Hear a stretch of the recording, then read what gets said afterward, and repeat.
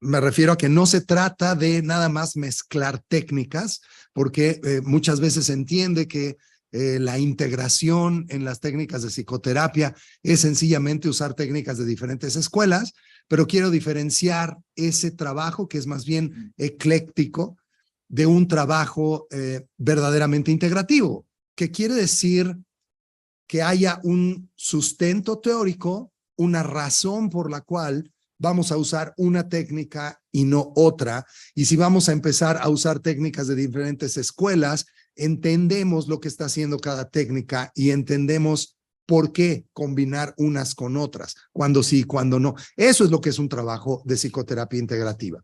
Entonces, lo que queremos diferenciar de entrada es que la terapia cognitivo-conductual no es una terapia integrativa, pero brinda una base y nos permite tener una posibilidad de trabajar de manera integrativa. Es decir, cuando estás entrenado en terapia cognitivo-conductual, de alguna manera la forma de plantear los casos y la forma de abordar cada tema usando las técnicas de la terapia cognitivo-conductual está a un pasito muy cercano, sobre todo a últimas fechas, y ahorita comento por qué, de convertirse en un trabajo integrativo. Pero lo que separa el trabajo de un terapeuta cognitivo-conductual de un terapeuta integrativo es que el cognitivo-conductual no tiene la teoría explicativa de cómo integrar. Vamos, está haciendo cierta integración o cierto eclecticismo, ahorita vemos por qué, y está a punto de convertirse en un terapeuta integrativo si es que le interesa y profundiza en ese campo, teniendo en cuenta que falta la teoría explicativa. Bien, espero más o menos ser claro en eso. ¿Qué es lo que vamos a hacer hoy? De manera muy rápida, general, pero lo que queremos aportar es una visión de por qué la terapia cognitivo-conductual ha resultado tan eficiente y qué relación tiene eso con la posibilidad de la integración y cómo es este potencial integrador, cómo es que la terapia cognitivo-conductual se puede convertir en una base para la integración. Vamos a usar un modelo desarrollado por un querido colega, también profesor de aquí de la universidad, el maestro Ethan Kleinberg, y un servidor, que es un modelito que nos ayuda a analizar las diferentes técnicas de terapia basado en los procesos que se han demostrado científicamente funcionan en el cerebro. Es decir, ¿cuál es la explicación científica de la psicología científica de por qué funciona una técnica u otra? Este modelo le hemos llamado la técnica de precisión e integración. Es una estrategia para hacer terapia integrativa basada en procesos de investigación científica en psicología que denominamos el modelo armado de cómo funciona la mente, lo denominamos el modelo paramnémico. Para corto el MOPA, por eso tenemos aquí análisis con base científica usando la técnica de precisión e integración y el MOPA.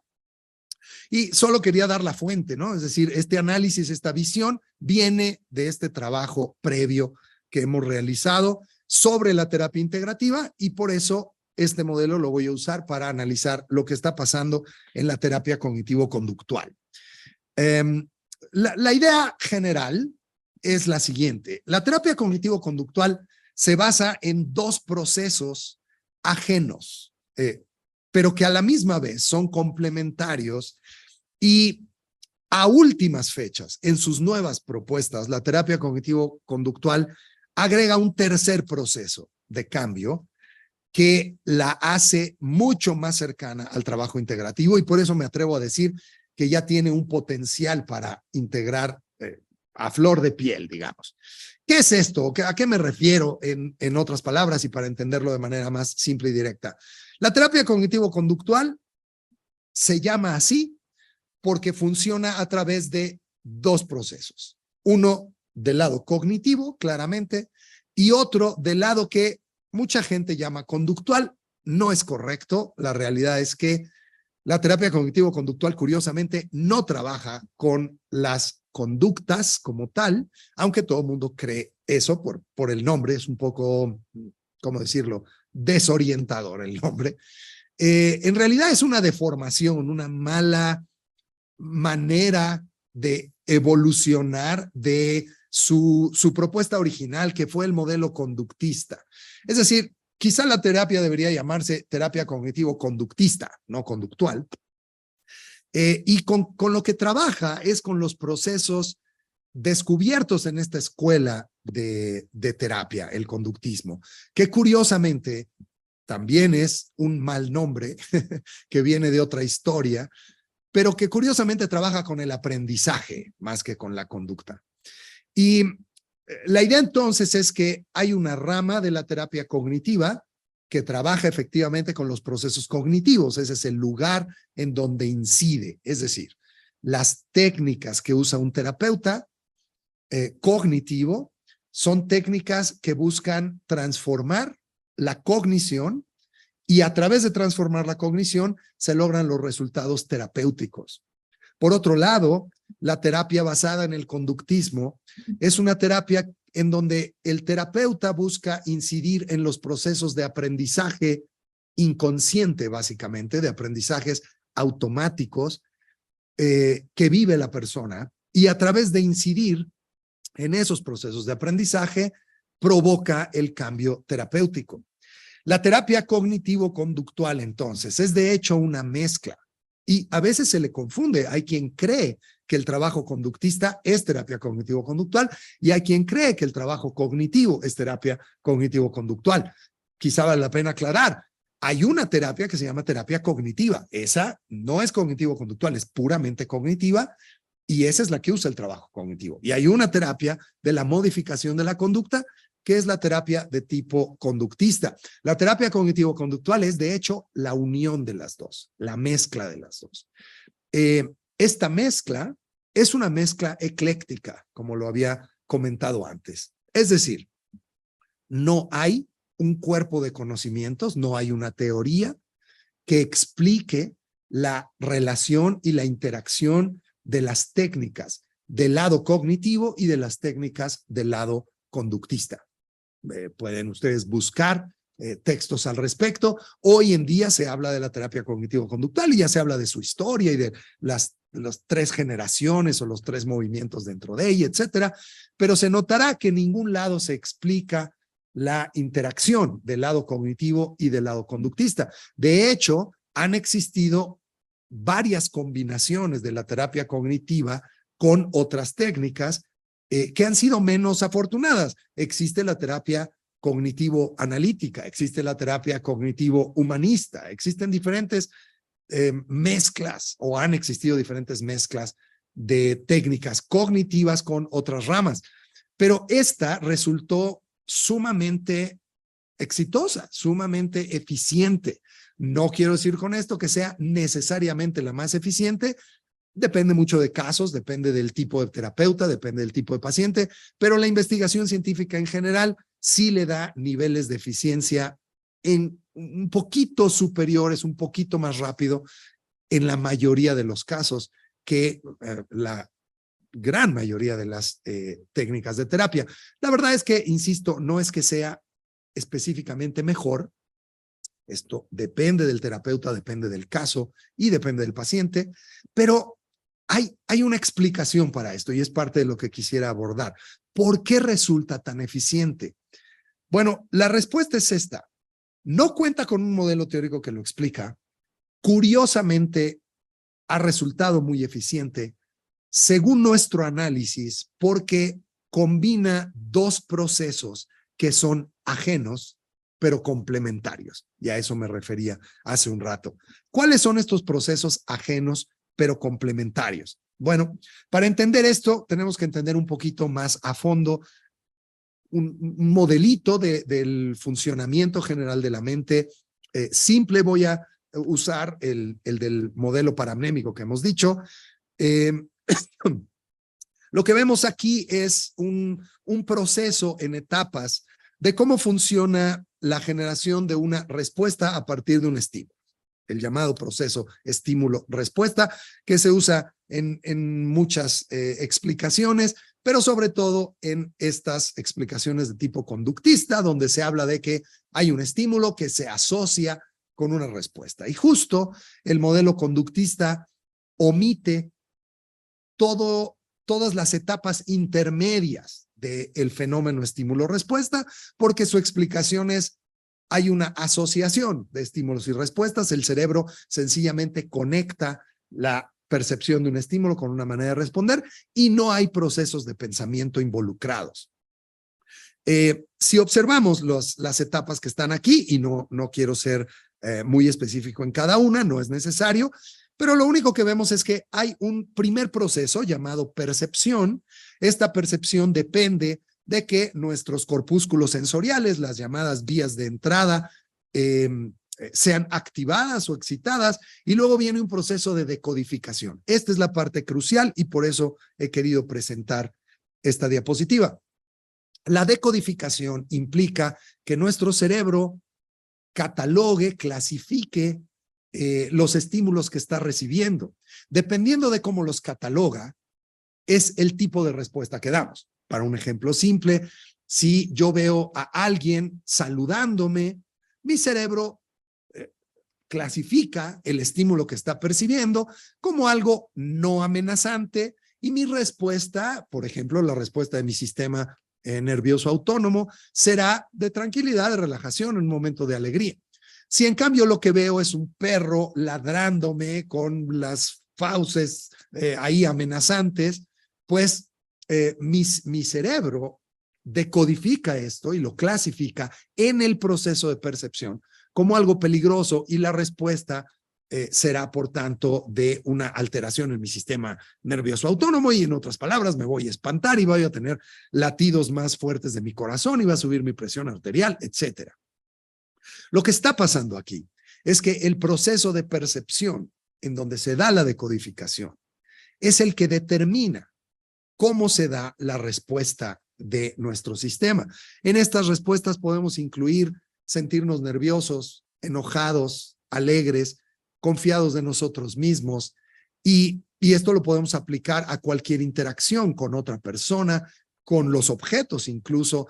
Lo que pasa si veo una botella de alcohol, lo que pasa si veo una película sobre sexualidad, lo que pasa si veo a una persona que es mi jefe o a una persona que es mi empleado. Es decir, nuestra mente en realidad reacciona a todo lo que estamos viviendo de acuerdo a este proceso de percepción, y de ahí vienen las respuestas más voluntarias o más involuntarias que determinan nuestro estado de ánimo, nuestra personalidad, nuestra manera de pensar incluso, y por ello, de hecho, también nuestros trastornos de personalidad o nuestras patologías. Que esto es la base en el modelo paramnémico, cómo explicamos el procesamiento mental y todas nuestras respuestas sanas o no sanas, psicológicamente hablando. Bueno, pues resulta que podemos entender el proceso de percepción en diferentes niveles. De acuerdo al modelo paramnémico que usamos en la TPI, podemos clasificar las respuestas de los individuos como una mezcla de en qué nivel de procesamiento se ha decodificado un estímulo. Entonces, aquí tenemos 4 niveles, no es necesario entenderlos todos, pero lo que sí vamos a hablar ahorita es que hay un nivel que llamamos instintivo y otro que llamamos condicionable. Ambos son niveles de procesamiento donde la conciencia del individuo está ausente. Es decir, son niveles inconscientes, en otras palabras. Yo puedo ver un objeto, una silla, una botella, un vaso, una persona, una cara, y hay una parte de mi mente que está tomando esa información, la está decodificando y está instruyendo una respuesta a todo mi sistema autónomo, a mis emociones, a mis pensamientos, incluso a mis conductas, que no pasa por la conciencia. Es meramente inconsciente. Este proceso inconsciente, en el nivel innato, instintivo, está determinado por nuestra biología, por nuestra genética. Quizá un ejemplo pueda ser si yo ahorita doy un grito muy fuerte y te sorprendo, tú no esperabas ese grito, sin que tú decidas ni pienses nada, vas a reaccionar, te vas a espantar, tu cuerpo va a reaccionar. Ese nivel está programado desde bebé, desde tu nacimiento. Pero hay un siguiente nivel que funciona muy parecido, es este nivel que llamamos condicionable. Este nivel condicionable implica que por diferentes experiencias en la vida se pueden programar estímulos que la mente clasifica como, por ejemplo, aversivos o peligrosos y nos hace reaccionar sin procesos de conciencia ante esos estímulos. Alguien que, por ejemplo, haya vivido el famoso estrés postraumático en un accidente de un coche, en una guerra, en una situación amenazante, puede relacionar, digamos, el color del tablero del coche. El tablero del coche era café, y ver ese tono de café sintiéndose en un lugar encerrado, como es un coche, podría pasar que se disparara una respuesta de angustia, de ansiedad, que no requiere de ningún proceso consciente. Estos son los niveles condicionable, innato, instintivo. Y luego tenemos los otros dos niveles, los que llamamos sensorial y simbólico. Estos niveles sensoriales y simbólicos son procesos conscientes. Son procesos que tienen que ver con mi pensamiento y mi manera de entender algo.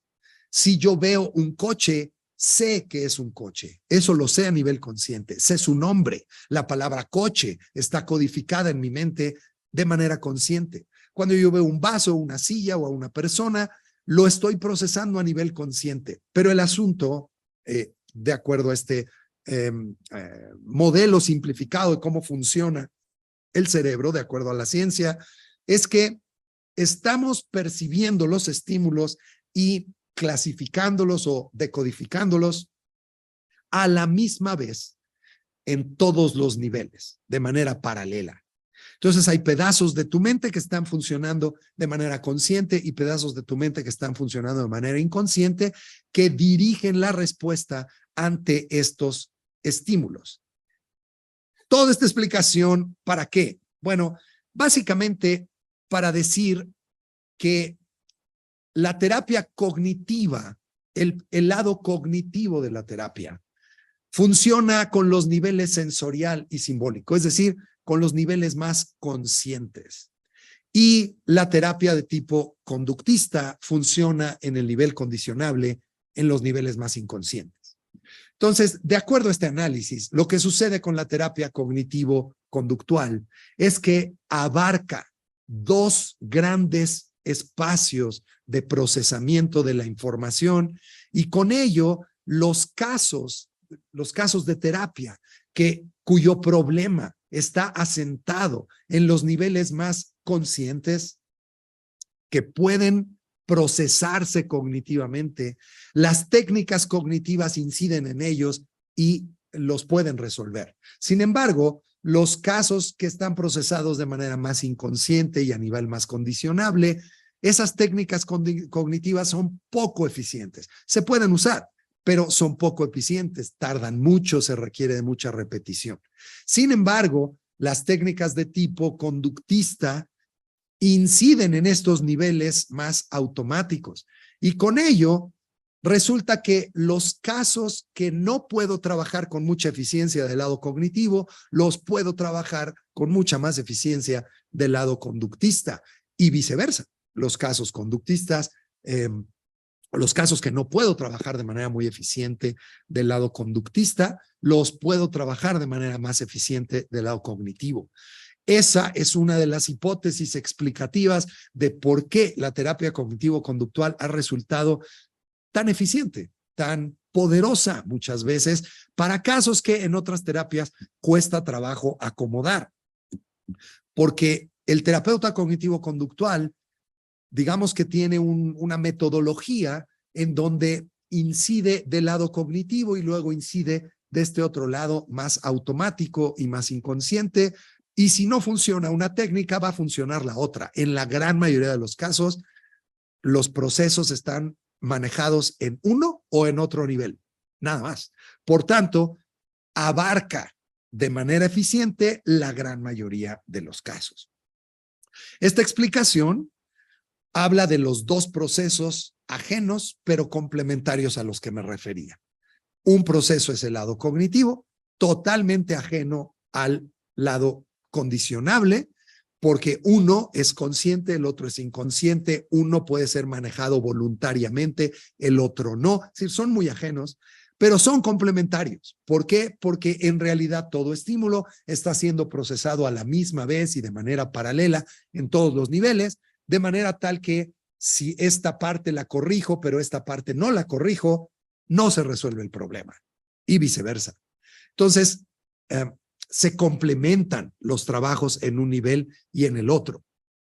Como se puede ver, esto ya le da una especie de integración al trabajo cognitivo-conductual, pero volvemos a la idea de que es en realidad ecléctico, porque el terapeuta cognitivo-conductual no está consciente de esto que acabo de explicar normalmente, no analiza los casos de acuerdo a los niveles de procesamiento, sino sencillamente por experiencia va ubicando los casos en los que debe manejar más unas técnicas que las otras, y si unas dan más resultado o no, pues cambia a otras técnicas. Es decir, sigue siendo un trabajo de tipo ecléctico.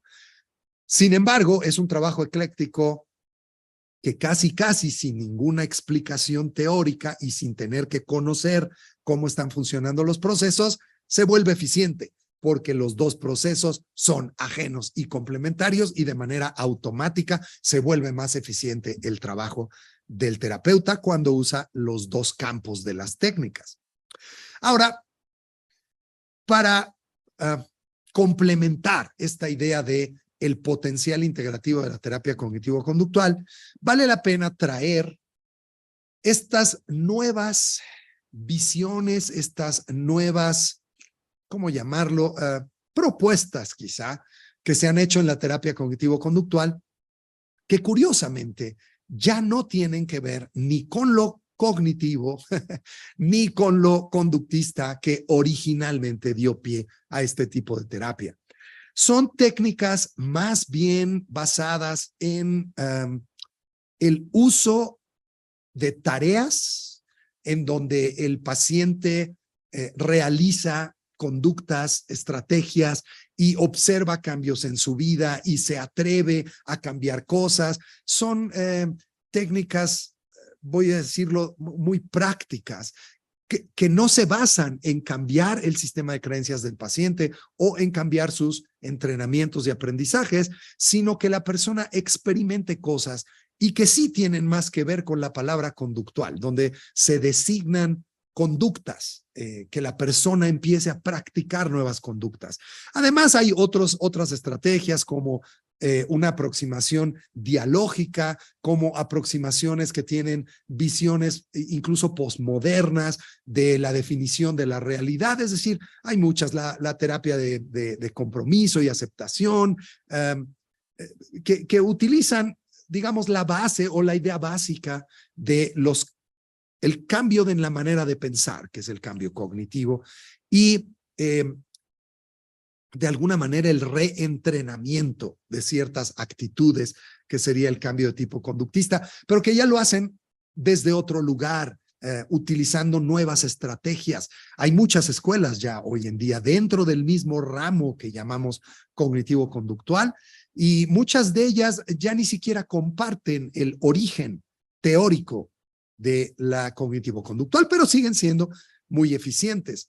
Estas nuevas estrategias, digamos que funcionan en niveles de atomización, le llamamos en la TPI, en la técnica de precisión e integración, y en el modelo paramnémico, en el sentido de que cuando un terapeuta trabaja con un paciente, puede ver que el trabajo se requiere en sus procesos más básicos, más atomizados, por decirlos así, en un pensamiento determinado, en una emoción determinada, en una actitud determinada, o el trabajo se requiere en un conjunto o en un patrón de de funcionamiento de la persona. Me refiero al patrón de su personalidad. Alguien puede tener patrones de personalidad muy marcados y muy problemáticos, lo que lleva a trastornos de personalidad y que típicamente se trabajarían con aproximaciones menos atomizadoras, como el mismo psicoanálisis, es decir, terapias donde se platica de manera más general lo que está pasando en la vida. La cognitivo-conductual tiende a ser más atomizada, tiende a hablar de momentos específicos, de pensamientos específicos y no tanto de procesos generales de conducta o de actitudes. Las terapias sistémicas, las terapias efectivamente posmodernas, quizá en el mismo humanismo, el nivel de atomización es mucho menor, son más generales, más como el psicoanálisis, y pueden abordar estos procesos de personalidad de manera como más intuitiva. El terapeuta puede ver la personalidad más desde lejos y hablar de esos patrones en general, no de cosas tan específicas o atomizadas. Bueno, pues resulta que las nuevas técnicas en la terapia cognitivo-conductual se empiezan a acercar más a ello, a algo menos atomizado y a usar tareas de tipo conductual, donde te pido que experimentes cosas, no tanto para demostrarte que un pensamiento tuyo era erróneo, sino para provocar cambios más generales en tu vida, lo cual se acerca a la terapia sistémica, por ejemplo, o algunos enfoques de la terapia sistémica. ¿Qué encontramos ahora? Bueno, pues que si de por sí ya teníamos dos procesos complementarios y ajenos que la terapia cognitivo-conductual estaba abarcando y que la hacía eficiente, bueno, lo que está sucediendo ahora aumenta este tercer proceso en donde usamos más conductas, más experiencia de la gente para provocar cambios más generales y un nivel de atomización en el abordaje de los problemas mucho menor. De manera tal que el terapeuta cognitivo-conductual que esté bien entrenado va a tener técnicas y posturas más atomizadas como las originales y menos atomizadas como las más nuevas. Y a la misma vez va a poder abarcar el lado más conductista, el lado más cognitivo y estas estrategias más conductuales, más parecidos al tema sistémico, con discursos más generales sobre la personalidad, que empiezan a ser una base, como lo decía yo, pues ya muy integrativa. Ya vemos muchos aspectos de muchas terapias unidas aquí. Esto en realidad sucede en todas las terapias. Todos los terapeutas, conforme se vuelven más expertos en su manejo de terapia, se van volviendo más integrativos, aunque no están muy conscientes de ellos, pero la investigación científica muestra que conforme se ve a un terapeuta avanzar en la experiencia, los terapeutas más experimentados tienden a usar estrategias, aunque no muy conscientemente, pero tareas, cuestionamientos, análisis, que en realidad son muy parecidos a otras escuelas de terapia y se vuelven más integrativos. En fin, esta es un poco la idea. Aquí lo que vemos es esta idea nada más de que los patrones generales de la personalidad y los rasgos de la personalidad son algo menos atomizado y las vivencias más puntuales con las que trabaja la cognitivo-conductual original es algo mucho más atomizado. Esa era la idea. Al final, ¿qué es lo que queremos decir? Que la TCC, la terapia cognitivo-conductual, puede funcionar como una base útil para el trabajo integrativo, pero para volverse verdaderamente integrativos y no eclécticos sin saber realmente bien por qué estamos usando una técnica u otra, el terapeuta debe entender qué es el trabajo integrativo y debería entender todos estos niveles de procesamiento de los que hemos estado hablando, con una guía de cómo integrar diferentes escuelas y diferentes terapias. Sin embargo, alguien entrenado en TCC efectivamente puede funcionar o tiene un paradigma de análisis de los casos que con más facilidad se puede mover hacia lo integrativo. No quiere decir que quienes están entrenados en otros ámbitos no lo puedan hacer, pero normalmente hay que luchar un poquito más contra el paradigma que traemos de formación básica para abrirnos a las técnicas de otras escuelas. Espero esto sea informativo, suficientemente claro y no haya sido confuso. He tratado de ser claro en los diferentes niveles. Obviamente no se trata de explicar todo a fondo, pero un panorama general de la cognitivo-conductual, por qué tiene estas virtudes, esta flexibilidad en cierta forma y la idea de que se puede pegar más hacia el trabajo integrativo. Quizá creo que hay unas preguntas por ahí que podemos aclarar ya para finalizar. Tenemos unas cuantas aquí. Ok, esta creo que es más sobre la terapia cognitivo-conductual en particular. Existen casos en la terapia cognitivo-conductual donde no se obtienen buenos resultados. Sí, claro que existen casos en donde no se obtienen buenos resultados. En todas las escuelas de terapia hay espacio de muy buenos resultados y en todas hay espacio de no muy buenos resultados. Es interesante que la investigación científica del análisis de las terapias y de los resultados en las terapias subraya que los buenos o malos resultados tienen más que ver con el terapeuta que con la escuela de terapia. Es decir, un buen terapeuta, no importa qué técnicas usa, tiende a tener mejores resultados que un mal terapeuta. Entonces, no es tanto la escuela, sí en la cognitivo-conductual, si el terapeuta no tiene la sensibilidad, la inteligencia emocional necesaria, si no desarrolla la comprensión de todos estos procesos, pues sí, que están sucediendo en el cerebro, las actitudes que forman parte del problema que quiere solucionar y de dónde vienen.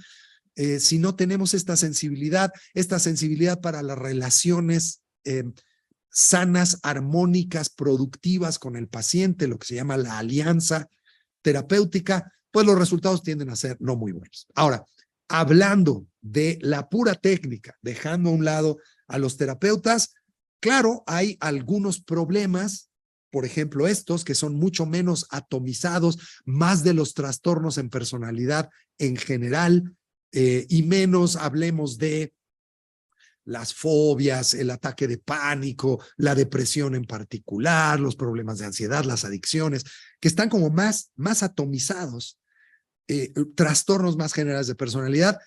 El terapeuta cognitivo-conductual más tradicional le cuesta más trabajo y puede no tener los mejores resultados. Los puede manejar, pero quizá otras aproximaciones menos atomizadas puedan sentirse más cómodas y el paciente se sienta un poco más cómodo en su avance. El paciente que asiste a esta terapia tiene que estar dispuesto a realizar tareas específicas. En general, sí, aunque depende del problema a abordar. Hay algunos problemas que se abordan más en la plática en el consultorio y no requieren de tanta tarea. Hay algunos problemas, sobre todo del lado más conductista, las técnicas más del tipo conductista, que requieren de mucho más tareas y si el paciente no está muy dispuesto a trabajarlas, el avance no es necesariamente tan eficiente. Desde su punto de vista, en promedio, ¿cuánto toma una terapia de este tipo en la solución del motivo de consulta? Depende muchísimo del motivo de consulta, muchísimo. Si el trastorno va más pegado a los trastornos de personalidad, puede tardarse mucho, puede tardarse años, ¿no? 1, 2, 3 años en ir corrigiendo todo. Si el trastorno es mucho más específico, problemas muy particulares, ¿no?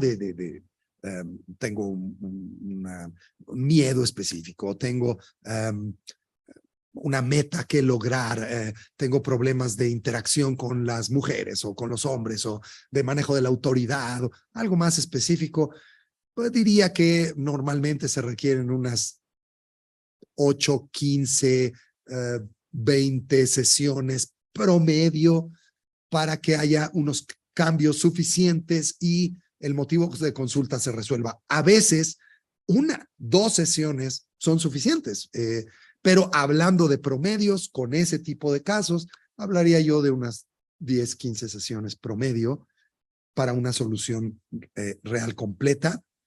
Normalmente a las 3, 4 sesiones hay resultados muy palpables, pero hablo de una solución ya muy completa.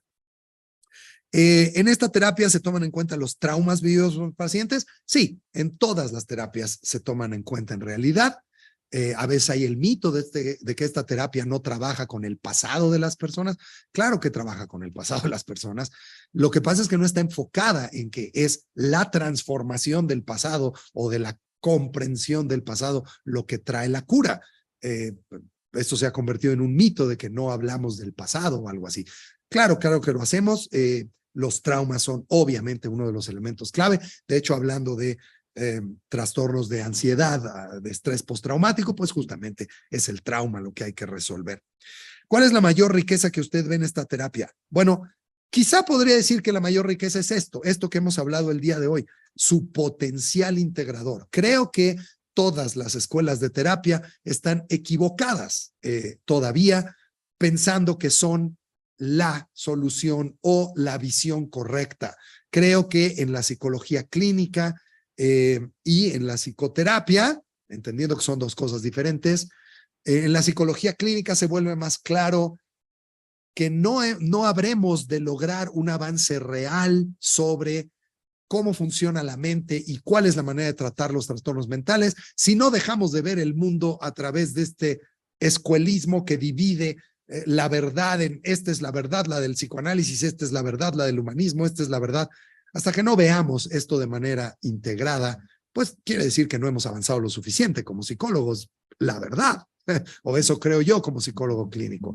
Como psicoterapeuta, pues obviamente me convierto en un psicoterapeuta más eficiente y más capaz si logro integrar diferentes escuelas y diferentes técnicas que me permitan solucionar los problemas de mi paciente de manera más rápida y menos problemática y de manera más duradera, ¿no? Entonces, creo que eso, el potencial integrativo sería lo mejor, pero cada escuela tiene su gran ventaja. Si hablo de la típica visión de la TCC, dejando a un lado el potencial integrativo, la virtud, la bondad que le veo es que abarca los dos procesos de manera muy específica, el lado más consciente y el lado más inconsciente,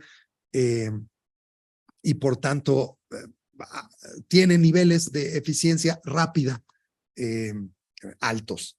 Diría que es eso. Pero todas las terapias, si el terapeuta sabe lo que está haciendo y establece la relación adecuada y la comunicación adecuada, tienen grandes ventajas y todas tienen limitaciones. Entonces hay que aprender a ubicar los casos, hay que aprender a analizarlos y a buscar cuál es la terapia más adecuada.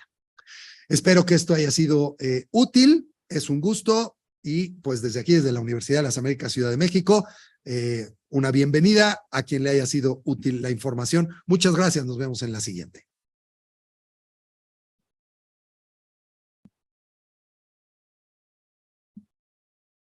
¿Ok?